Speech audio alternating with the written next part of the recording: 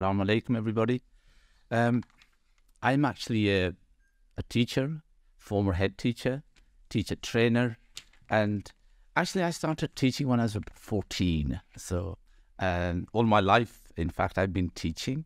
I'm also a preacher, a very proud preacher of Islam, and I love that. Again, I started that possibly when I was about 15. My first big sermon was at the Walking Mosque back in 1976 or 5, somewhere like that. So I'm really, and also a broadcaster, translator. My first book I translated from Urdu was in 1977 from Urdu. So I'm a translator as well. And now I've translated the Majestic Quran, which mashallah has become bestseller. And I think we've sold nearly, well, more than 150,000 so far in just 4 years. And it's mashallah loved. And it's so humbling to see those amazing reviews. Okay. I trained as a scientist. So, you know, for me, I've never had a dread, never felt that there's an angst between science and Quran or Islam. Never, ever. It never even dawned on. I don't know. It might have been because of my wonderful science teacher, Mr. Patton, you know, who, you know, I was favorite of and, you know, had a great privilege, you know. I studied biochemistry and pharmacology and then PhD in it. I looked at the glucose molecule. Can you imagine that, eh? For 4 years, just looking at the glucose molecule, how it stimulates the islets of Langerhans, the beta cells in them. Is there a receptor or is it metabolized and then it stimulates the secretion of insulin? That's all I did, okay? And there was no philosophy. And I'll tell you, my professor, Atkins, had no clue what philosophy is, to be honest. Neither did Professor Hansen from Oxford University, who was one of our lecturers. He had no clue what epistemology of science is or history of science is. All he was interested in is how many papers can I produce and what methodology I use and what criticism I'm going to get. And as a scientist, we were never taught what is philosophy or what is epistemology or what is... You know, anyway, that's, I know there are philosophers of science and historians of science and all that, but, you know, we get on with finding out what happens to the mice, okay? I used possibly 1,000 mice in my research, okay? When I was, and a few 100 rats and rabbits as well. So that's what we were interested in, actually. What is the consequence of using these and what results we get?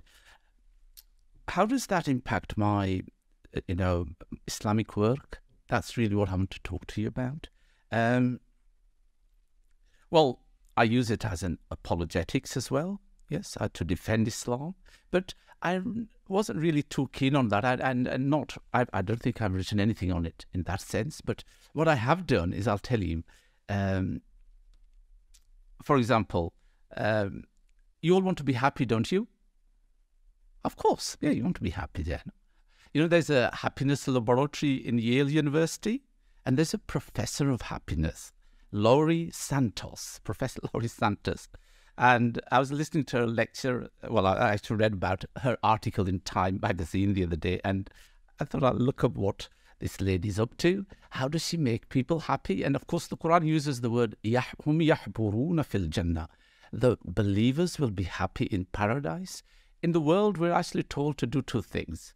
Ulaika humul muflihun, you know, they are successful. Ulaika humul faizun, they are winners. Yeah, we are supposed to be people who accomplish, who achieve their goals and targets. Happiness isn't a big thing here, and it's something which we will have in the akhirah. Okay, it's really interesting that. And what does he say? Well, she says there are 3 ingredients of happiness. Would you like to know that? Okay, well, first one she says is, you know, you just need to know who you are. What is your identity? You need to really know who you are, your identity. Secondly, she says, well, you need to know what the meaning and purpose of life is. What is your targets in life? And finally, how connected, linked, and what sort of social relationships you have. You know, as being a translator of Quran, I did hifz in my childhood. I loved the Quran. I was a great lover of this book from my childhood. You spend hours and hours, almost every day, 3 or 4 hours at least with it. And, well, I said, my goodness, well, that's the Quran. All the time it's telling me, Inni ja'ilun fil ardi khalifa.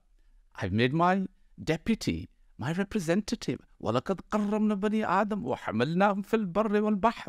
You know, Allah has given me honor and dignity. لَقَدْ خَلَقْنَا الْإِنسَانَ فِي أَحْسَنِ تَقْوِيمٍ. I've been created in the most beautiful mold with a beautiful physique, with beautiful thinking and all that. Yes, I know who I am. Yes, I know. That's what it's trying to give you from beginning to the end, constantly hammering home this idea, who you are. You are not just any animal. You're not just any human being.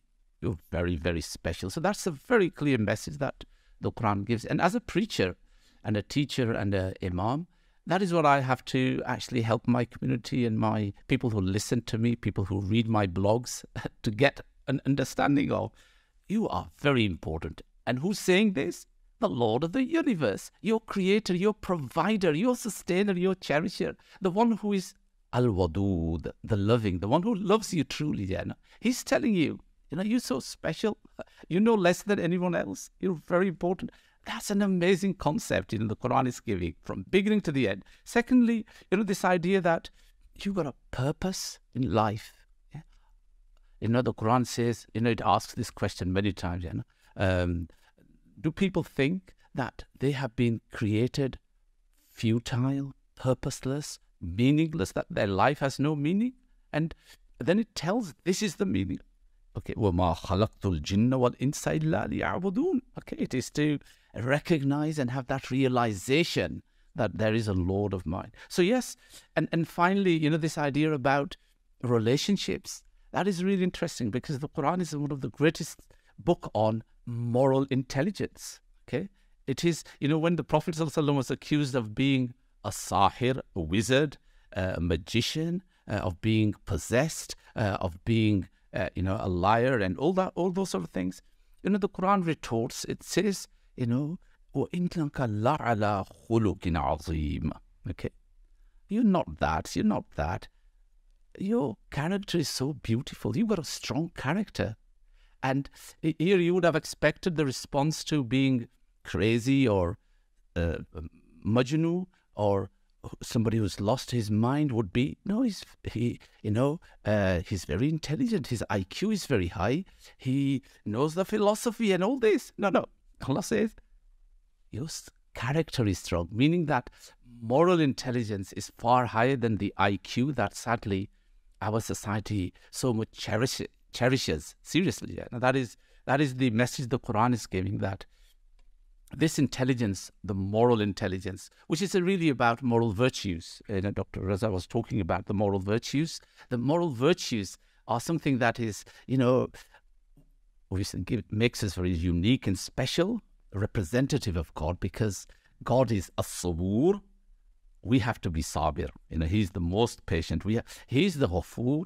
We also have to be the forgivers, okay, because we're representing him. He is the Rahman. We have to also do that. So, the Quran is developing this amazing moral intelligence from beginning to the end. And I've written a book called 7 Steps to Moral Intelligence actually on this subject, on how the Quran actually develops. And this is based on Imam Ghazali's idea of the 7 steps to developing character, a strong character, really. So, what is really fascinating for me is I would present, Professor Laurie Santos' idea that, and I'm trying to, in a way, show, look, modern science is catching up with us. It's not the other way around, okay? Modern science is just about catching up, where we were where Rasulullah was 1400 years ago and Quran was, it's just coming up to it now. So let's be confident about it. Whereas, the idea of science and Quran, and I never paid much attention to it until recently, and now almost on every page, Dr. Riaz, I actually see something in the Quran which just sort of pricks me and says, my goodness, that wouldn't mean a lot to the people of Makkah. For example, the Makkans were very, one of their biggest criticism of Rasulullah and Islam was, he always talks about resurrection. Actually, they were weirdest people because they were materialists, actually, like modern society, because all around them were people who actually did believe in resurrection. The Egyptians believed it. All the Persians believed it. They were the weird ones. They were materialists, modern materialists in many ways, really, who didn't believe in that. And, the Quran says, for example, tell them, even if they become stones and turn into iron, we are going to bring them back to life. And this idea is, why does the Quran say, even if they become iron? Who knew that human bodies have iron in them?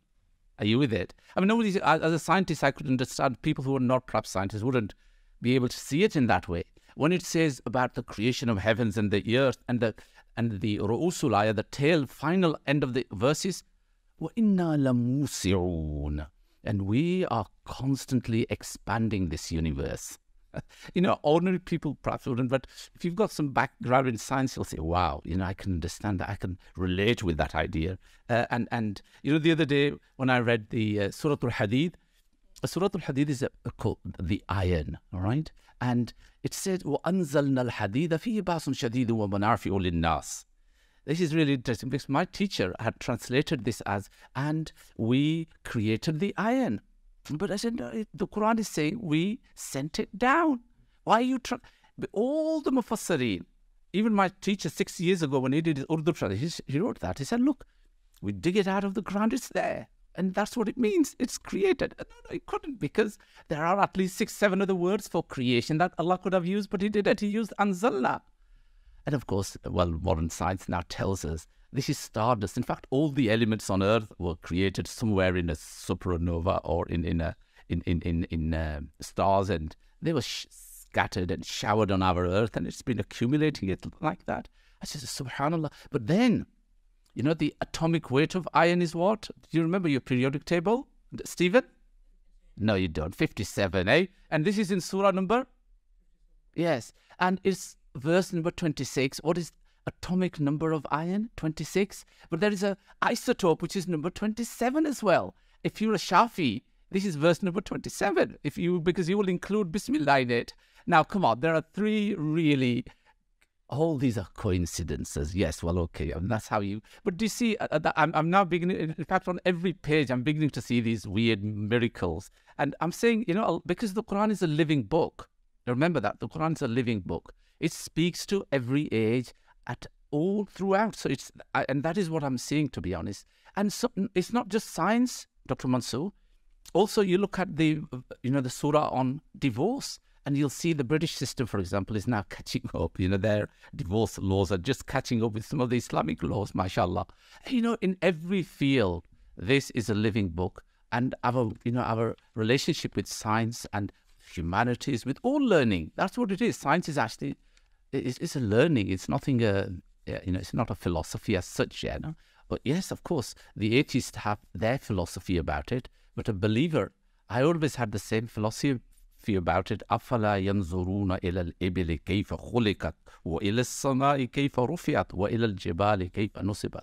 So that philosophy, we are going to have because of our backgrounds, Anyway, science is a wonderful field, but I'm discouraging young Muslims, my namazis, please, for young boys who come to me or girls, for God's sake, don't go into science. You're all going to science, engineering, technology. Who's going to learn law? Who's going to do the humanities?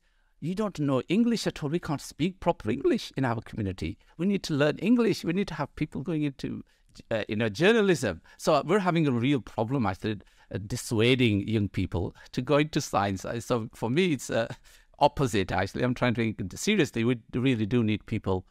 We've got just too many in science and medicine in particular. The most intelligent ones, I say to them, you could be one of the great Ghazali of the time, if you came and studied Islam seriously, or went to, study Islamic studies in Birmingham, you'd be the greatest Razi of our time if you did that. But in medicine, you might turn into a consultant or a optometrist, a consultant or something. But come on, we want Razis, seriously, that's what we should be encouraging. Assalamu alaikum.